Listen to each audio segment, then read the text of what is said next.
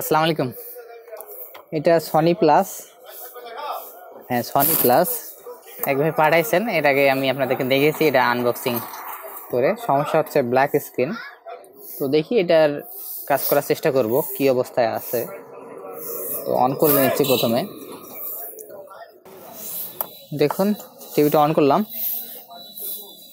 Black screen Sony plus. টিভিটা পাঠাইছে এক ভাই আমার কাছে রিপেয়ারের জন্য। আনবক্সিং ভিডিওটা পূর্বে আপনাদের দেখিয়েছি। তো দেখি কি করা যায়। টিভি অন হয়েছে কিন্তু ব্ল্যাক স্ক্রিন। তো টিভিটা কিন্তু অন্য জায়গায় দেখিয়েছে, এটা কিন্তু অন্য জায়গায় আগে খোলা হয়েছে। এখন ওয়ারেন্টি স্টিকারগুলোতে প্রত্যেকটাতে খোলা। তো এই টিভিগুলো আসলে ব্ল্যাক স্ক্রিন অবস্থায় আমার কাছে আসছে। আমি জানি না এটা আসলে কি অবস্থায় আছে। আর অন্য জায়গায় আসলে ঘাঁটাঘাঁটির পর টিভিগুলো আসলে একটু খারাপই লাগে, কারণ অধিকাংশ সময় দেখি যেগুলোর ভিতরে একদম বাজে অবস্থা এবং অযথায় সময় নষ্ট হয়ে যায়। তো যাই হোক, যেহেতু ভাই পাঠাইছেন আর পাঠানোর পরে ভাই আমাকে বলছেন, তো এখন আমার দায়িত্ব হচ্ছে এগুলোকে দেখা কি অবস্থায় আছে। আর সম্ভব হলে কাজ ইনশাল্লাহ করার চেষ্টাই তো করবো। কাজ করার জন্যই তো আমি খুলবো। তো দেখি কি করা যায়। তো টিভিটা খুলে নিচ্ছি, দেখি কি এর ভিতরে অবস্থাটা কি। খুলে নিলাম। মাদারবোর্ড ফ্রেশ কন্ডিশন এবং প্যানেল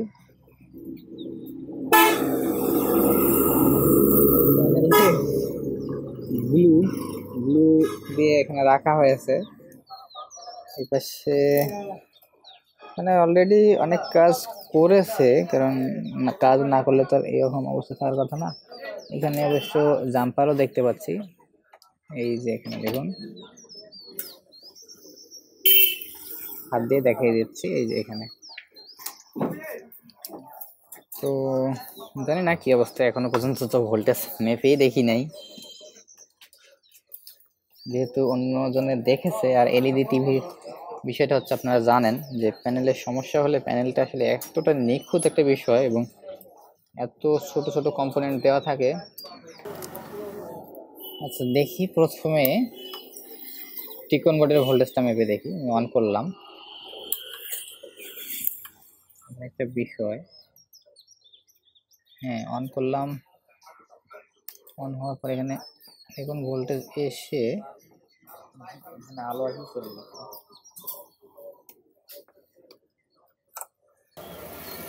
এখানে টিভি অন করার পর 6 ভোল্ট দেখাচ্ছে, মানে ভোল্টেজ এসে চলে যাচ্ছে।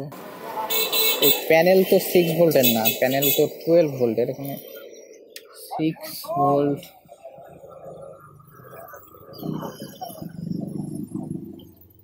ভোল্টেজ ঠিক নেই আসলে। আর এখানে দেখি, এখানেও 6 দেখাচ্ছে, 6 ভোল্ট। টিভি কিন্তু অন আছে। আচ্ছা এখানকার এলভিডিএস কেবলটা খুলে মাপ দিয়ে দেখি কি অবস্থা।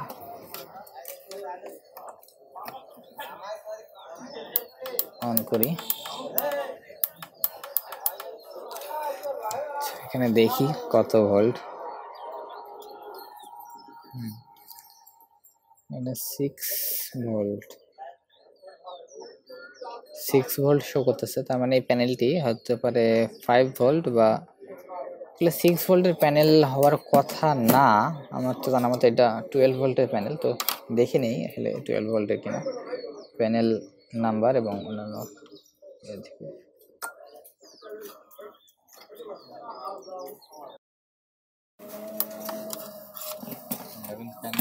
আচ্ছা প্যানেল ভোল্টেজটা দেখে নেই।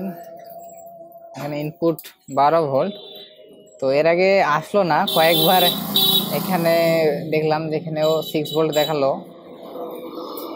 এখানে একটু আপ ডাউন করার পর মানে বোর্ডে কোনো প্রবলেম হতে পারে হয়তো। তারপর ব্যাকলাইট দেখুন চলতেছে এখন, টিভি অন আছে এবং প্যানেল ভোল্টেজ 12 ভোল্ট এটা উপস্থিত, মানে আসছে। এখানে হচ্ছে ভিজিএল ভোল্ট, এটা 0, আর এটা ভিজিএইচ, কোনো ভোল্টেজে আসলে নাই। আর এটার ইনপুট দেখি, দেখুন এখানে 12 ভোল্ট আসছে, তার মানে ডিসি টু ডিসি আইসিতে ভোল্টেজ ঢুকছে।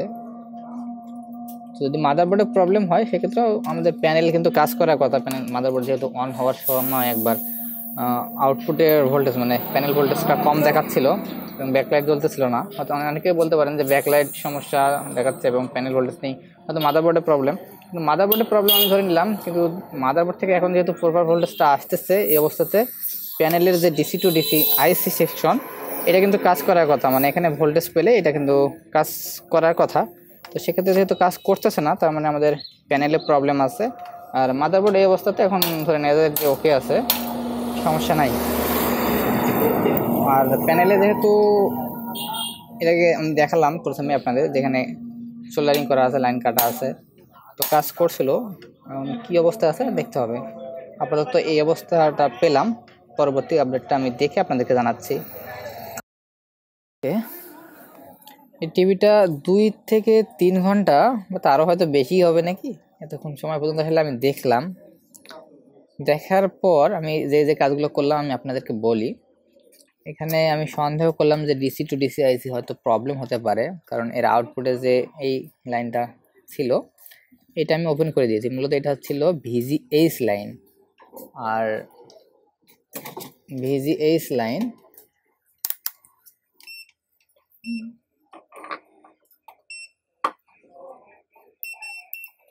এই যে এটা হচ্ছে ভিজিএইচ লাইন, ভিজিএইচ। তো এখান থেকে এখানে মানে এটা আইসি থেকে বের হয়েছে।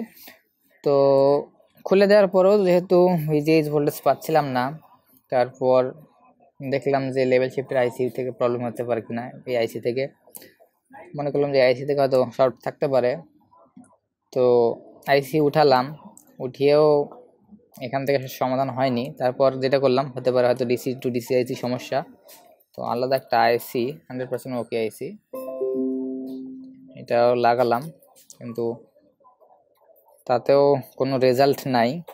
তো 100% ওকে আইসি লাগালাম, লাগানোর পরেও ওই একই অবস্থা। আউটপুটে ভিজিএল ভিজিএস পাচ্ছি না, এই লাইনগুলো ওপেন করে দেওয়া অবস্থাতেও পাচ্ছি না। তো যেটা করলাম সেটা হচ্ছে যেটা ছিল যে আইসি ছিল সেটাই এবার লাগালাম। লাগানোর পর যেহেতু 3.3 ভোল্ট আছে, ভাবলাম হয়তো অন্য কোথাও সমস্যা বা এখানে কোনো ডিফেক্ট থাকতে পারে। যেটা করলাম সেটা হচ্ছে আলাদা একটা টিকন নিলাম, এখান থেকে ভিজিএল এবং ভিজিএইচ এখানে জাম্পার করলাম। এখান থেকে ইনপুট নিয়ে মানে 12 ভোল্ট ইনপুট দিলাম, দিয়ে এখান থেকে আউটপুট নিয়ে আবার এখানে দিলাম। এই লাইন ওপেন করে এই ভিজিএইচ এবং ভিজিএল এর যে লাইনটা মানে যেখান থেকে এআইসি থেকে যেটা বের হয়েছে এটা কিন্তু আবার এখানে ওপেন করে দিতে হবে। ওপেন না করে দিলে তো এই ভোল্টেজটা আবার আইসিতে প্রবেশ করবে। যদি আইসি প্রবলেম থাকে বা কোনো সমস্যা থাকে সেক্ষেত্রে কিন্তু এখানকার এইটাও কিন্তু সমস্যা হবে, আপনাদেরকে বলে রাখলাম। তো এইদিকেও এই যে এখানে আমি খুলে দিয়েছি এবং এখানে খুলে দিয়েছি। তো দেওয়ার পর এই আইসি থেকে ভোল্টেজটা আমি দিলাম ইনপুট, এটা যেহেতু রানিং টিকন। তো তারপরেও আসলে এই প্যানেলে কোনো ইমেজ বা ছবি আমি পেলাম না। এখানে অবশ্যই লাইনটা লাগাই দিয়েছি, এখানে কিন্তু আমি জাম্পারটা আবার কানেকশন করে দিয়েছি। তো তারপরেও টিভির স্ক্রিন ব্ল্যাক। তো মূলত আসলে সময়টা আমি অনেকটাই দিলাম এই টিভিতে। হয় কি আসলে অন্য কোথাও দেখানো হলে বা কি কারণে সমস্যাটা হয়েছিল সেটা যদি প্রথম অবস্থায় থেকে আমি না পাই, সেরকম অবস্থাটা আসলে কাজটা করা একদম খুবই ডিফিকাল্ট হয়ে যায়। মানে কাজ অধিকাংশ ক্ষেত্রে এলইডি টিভির ক্ষেত্রে সম্ভব হয় না।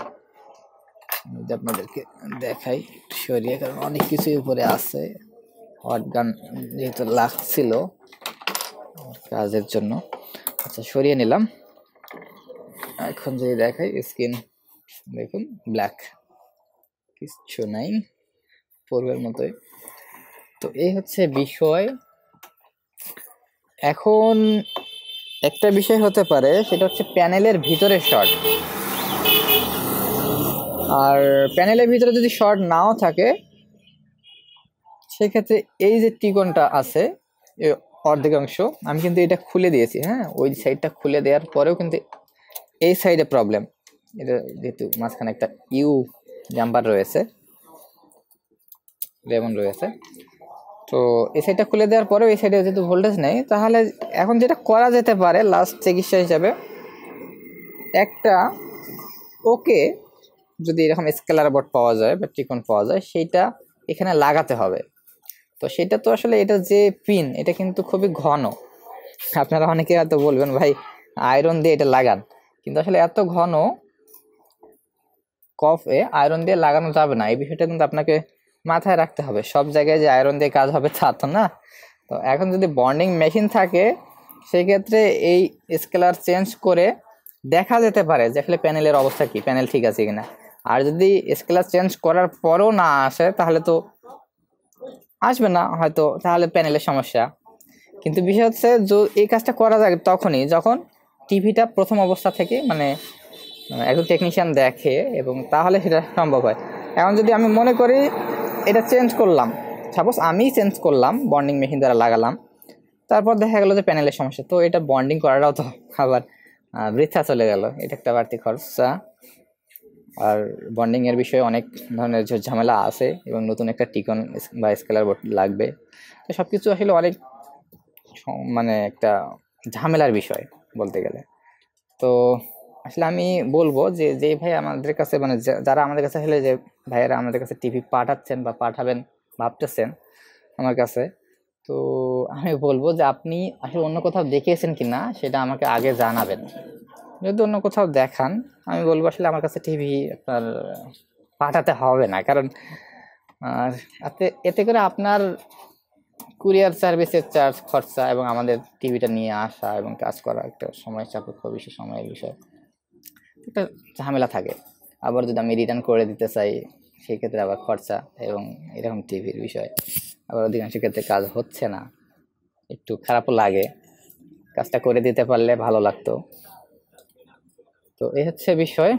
তো আপনারা যদি অন্য কোথাও দেখান সেটা আমাকে বলবেন। আর যদি কোথাও না দেখিয়ে যদি মনে হয় আমি যেটা আমার মনে হবে যে কাজটা হয়তো করা সম্ভব, সেক্ষেত্রে আপনাদেরকে বলতে পারি যে তাহলে পাঠান। আর আমার কাছে থেকেই আসলে কাজ করে নিতে হবে এমনও বিষয় না, দেশে অনেকেই আছে ভালো টেকনিশিয়ান, আমার থেকে অনেক ভালো ভালো টেকনিশিয়ান আছে, তারাও আপনাদের কাজগুলো করে দিতে পারবে ইনশাল্লাহ।